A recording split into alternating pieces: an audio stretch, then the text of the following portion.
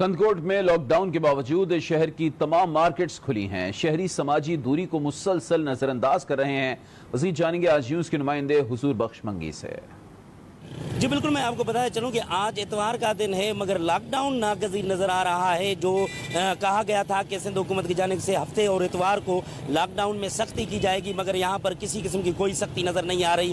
تمام مارکیٹیں کھلی ہوئی ہیں۔ میں اس وقت گھنٹہ گھر چوک پر موجود ہوں، تو یہاں پر جتنے بھی دکان ہیں وہ کھلے ہوئے ہیں اور لوگ آ رہے ہیں۔ لوگوں کا رش منڈایا ہے۔ لوگ احتیاط کرنے کو تیار ہی نظر نہیں آتے، سماجی دوری اختیار نہیں کر رہے۔ لوگوں کا کہنا ہے کہ کورونا وائرس کچھ بھی نہیں ہے، یہ تو اللہ کی طرف سے آنے جانے والی بیماری ہے، مگر اس طرح اگر لوگ احتیاط نہیں برتیں گے تو کورونا تو پھیلتا ہی چلا جائے گا۔ اس وقت تک جو سرکاری اعداد و شمار بتائے جا رہے ہیں، جو کیسز تو 140 تک کیسز جو سامنے آئے ہیں، جن میں ڈی ایچ او سمیت 25 ڈاکٹرز بھی موجود ہیں اور 4 افراد جاں بحق ہو چکے ہیں، مگر اس وقت تک لوگوں کو یہ خیال نہیں آ رہا کہ کورونا سے بچنے کے لیے، اپنے آپ کو بچانے کے لیے، اپنی فیملی کو بچانے کے لیے احتیاط کریں۔